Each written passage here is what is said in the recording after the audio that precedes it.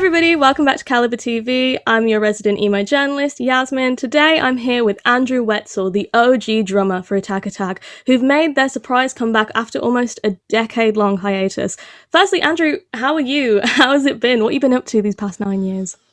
I'm doing really good. And what haven't I been up to is probably a better question, but I can't just sit around and do nothing. I have to do like 5 things at once. I'm one of the few people in this world that if you gave them Adderall, they would probably explode into flames just because I'm already super overstimulated all the time as it is. So, I mean, I just love working. It's been 9 years, like I said, since the last Attack Attack album, and since then it's been, Radio Silence. You've been up to everything. You've been up to Nine Shrines, your new band, all your jobs. But this year is your comeback. You've got a new single, you've got a new lineup, and you're back with Joey Sturgis, which is really exciting.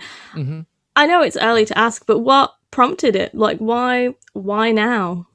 I don't know. I mean, there isn't really an answer as far as the timing. It just seemed Whiting and I just got to talking, and we'd been in pretty limited contact for a long time, and then I don't know. It was just destined to happen. It was really just more of a matter of how much time would it take. It wasn't a matter of was this going to happen. It was how long.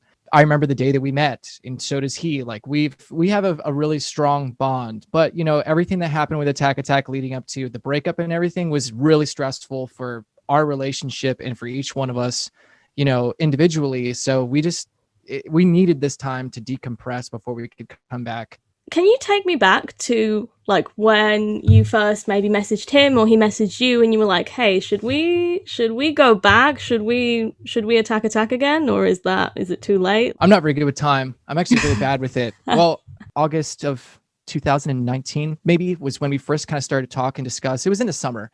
And, I emailed him a couple of times and we just kind of chatted very briefly.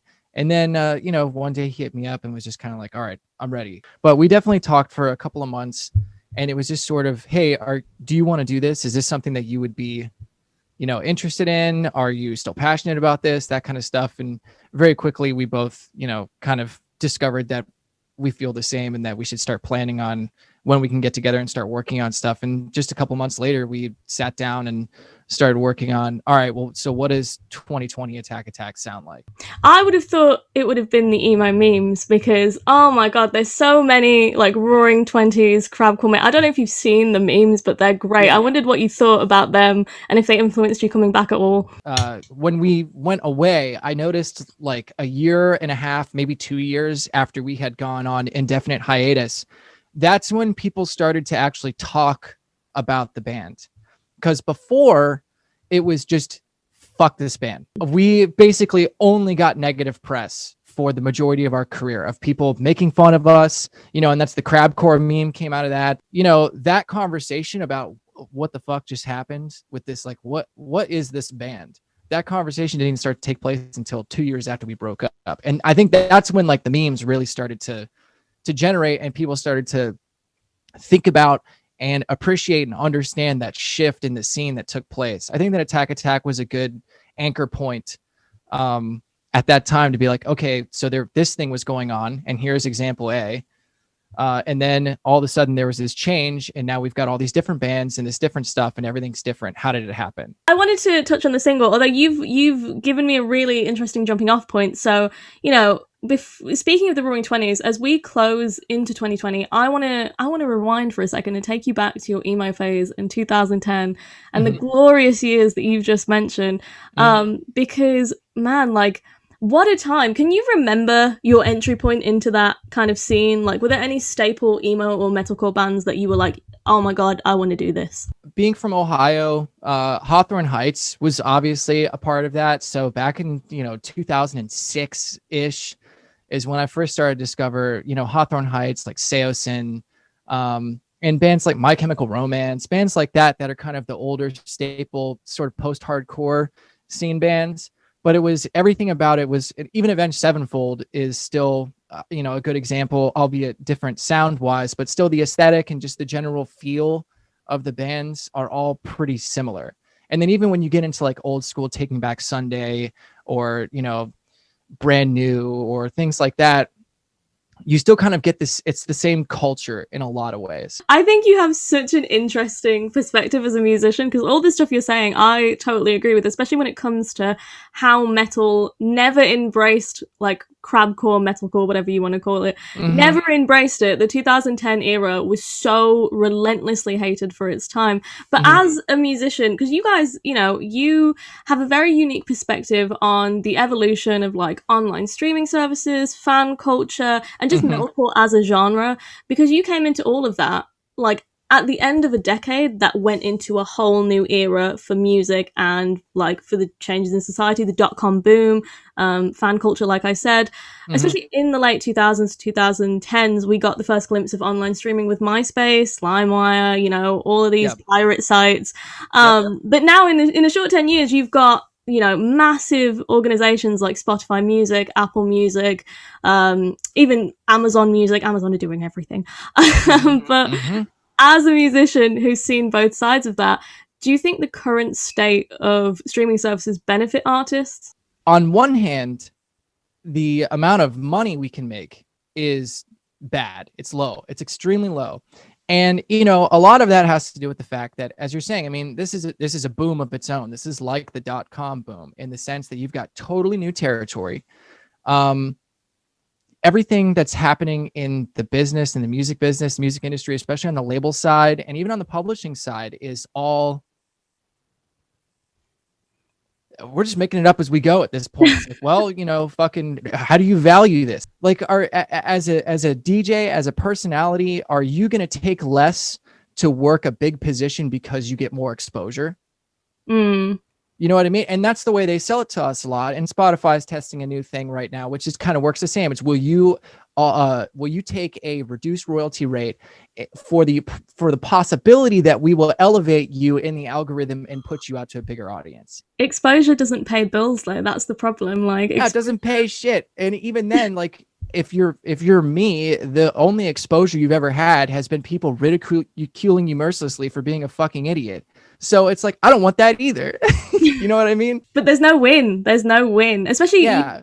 you talk about, sorry, being so young and getting into this scene. Now with online culture, like, kids can start making music and kids can start being Mm-hmm. exposed to this like ridiculous amount of attention and fame. Mm-hmm. As somebody who experienced that at, like, what, the age of 16, Mm-hmm. do you worry for the next generation of kids who are like 11 and have billions of subscribers on YouTube? Hell yeah, I worry about them. And this is a big thing. I was actually just thinking about this like 2 days ago.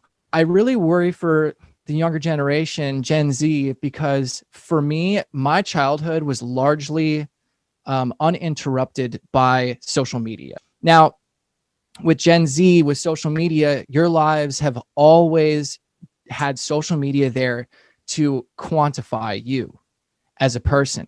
And I really fear for the younger generation because, at least for me, I had some semblance of normalcy where if I received criticism, it was from somebody I could see or somebody that I knew. Now, being an attack and going through just being shit on by fucking millions of people that, I don't know, maybe they were people, maybe they weren't people, maybe they were bots, maybe it was somebody operating 15 accounts. Like there's so much you don't know about the feedback you get online because you have no idea if you're talking to another person. You have no idea if there's no real connection, but it stings all the same because you see all these mean things written. Nobody wants to be criticized. So for the younger generation, I fear that you will get caught up in seeking validation from people that are never going to give it to you. That brings that segues into a really interesting point that I wanted to get onto. So MySpace offered like a window into fan culture, you know, because you had access to fans across the globe. You didn't have to get into debt touring all across the world. You could just give your fans in Brazil, in Moscow, all this music straight, like, with one click.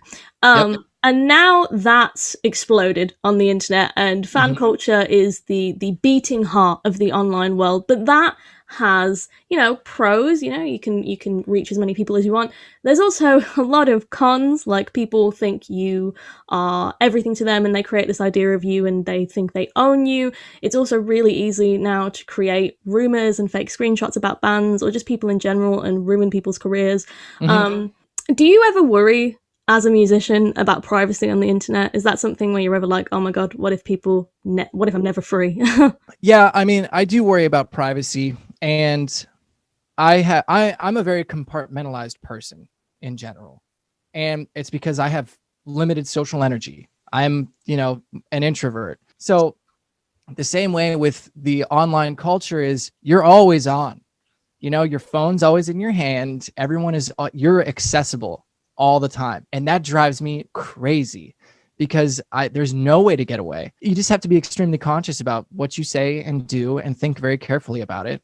And, like right now, I'm thinking 3 separate trains of thought right now, making sure that, let's stay in between the lines, but also I want to tell you what I think, but I also, but I have to be careful because I know this is going on the internet and it's never going away. And I got a couple of Brian Starr's interviews out there that every time, like you were talking, the crying as a 15-year-old, that shit pops up every once in a while, and I want to rip my goddamn fingernails off my hands. You know what I mean? Brian Stars. It's so interesting we got into this. I wanted to pick your brain about this, but I felt too rude. My god, your reactions to what's your porn star name are priceless. Honestly, people love them. People love to watch them, but I know for you it must be so cringy. Well, it's when you get blindsided with something like, what do you do? And at that point nowadays, I don't have any problem just being like, fuck off with that. I'm not going to answer that question. Are you kidding me? Like, are you serious right now? Or is this a joke? Yeah, literally. Just like, I don't have one because that's not what I do. I'm here to make music. I do feel bad though. I understand what he was trying to do. And I agree. Yeah, I get it. And I don't hold it against him, but at the same time, better ways to ask that kind of question. I feel like you could have, not just done it in the, hi, welcome back to Brian Stars. What's your porn star name? Right. Yeah. But, no, I as well, just like, I think when you're younger and you're in a band, you'll do anything to make it, and you'll give a response, even though that is such an uncomfortable situation to be in. Yeah, you feel an expectation pressed upon you, and you want to meet or exceed that expectation. No one asks who it's coming from. What is it actually asking for? That's why bands sign terrible contracts. That's why people end up in lawsuits. That's why people get taken advantage of. Yeah, no, literally, that was all of the 2000s, and I can't imagine how stressful that must have been. Now, just to jump on another point, you guys have dubbed yourself the Crabcore pioneers. Mm-hmm. We've already spoken about this, but it's funny looking back at that era because, as you've said, and I'm sure as a pioneer, you'll know this firsthand, man, metalheads, the internet, music critics hated crabcore and metalcore and the whole 2000s screamo wave and the echo of that, which was the metalcore. I call it the metalcore emo wave because it was, you guys looked emo but you made metalcore kind of thing. I just, firstly, what was it like putting up with all of that back then? Do you have any experiences that just pop out straight away?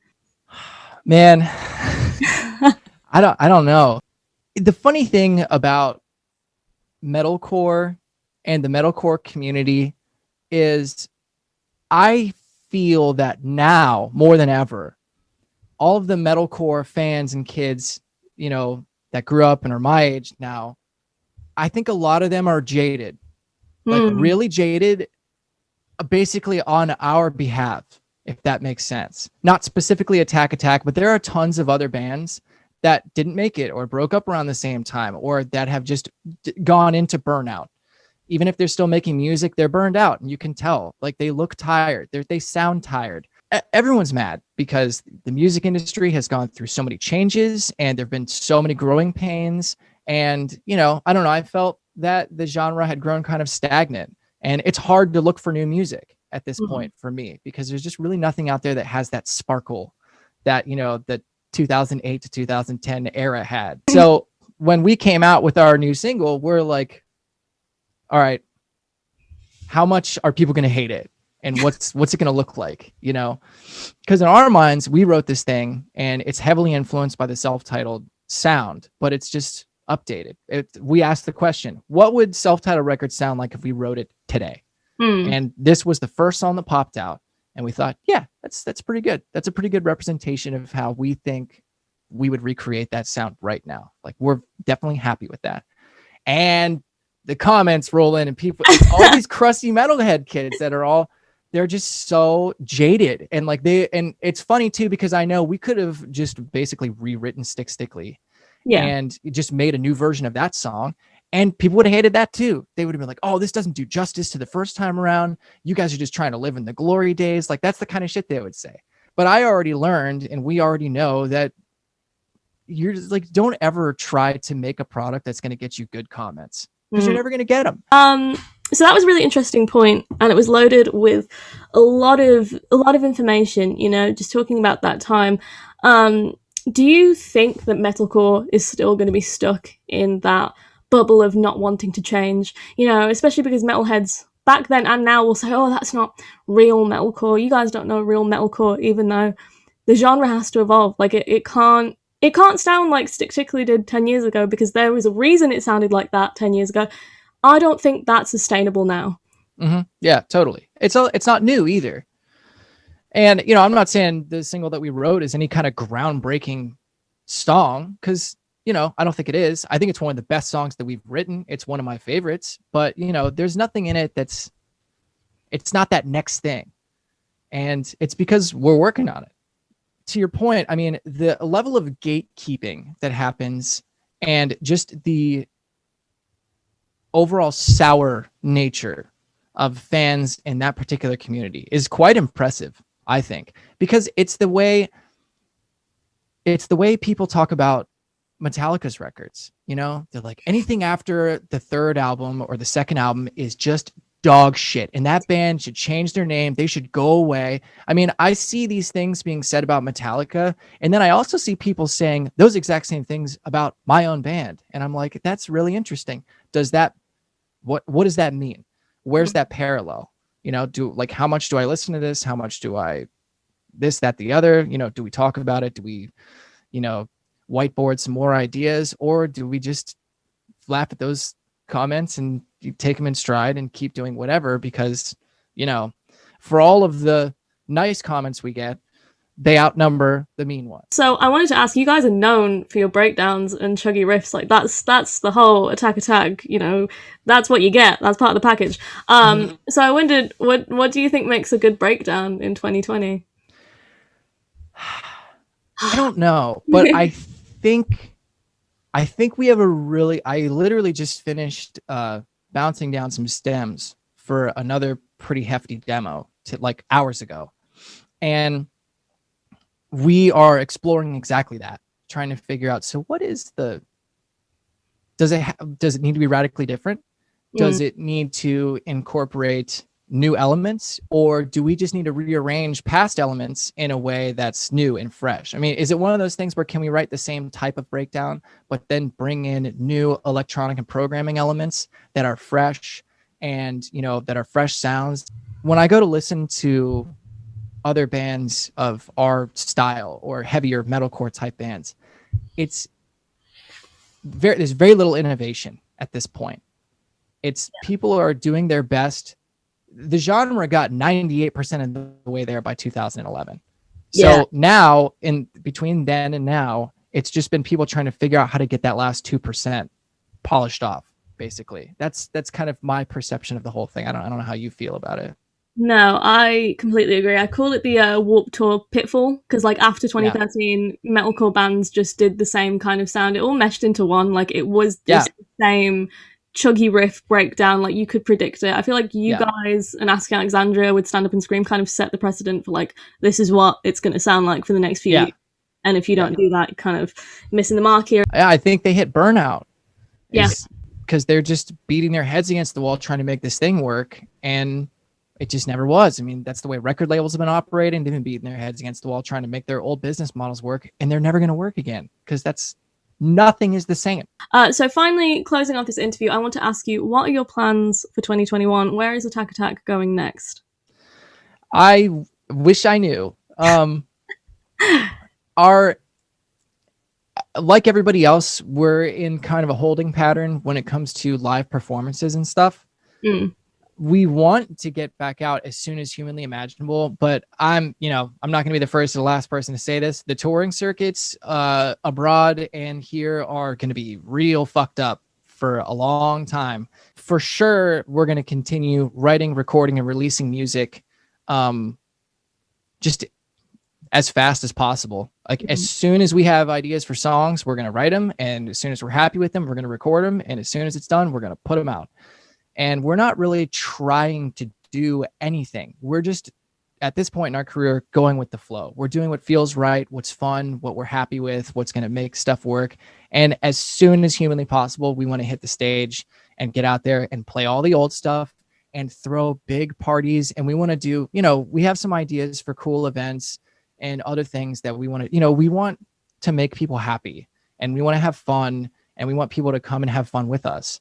And that's what we're committed to making happen as soon as we can. I'll never fall in line just to suffocate.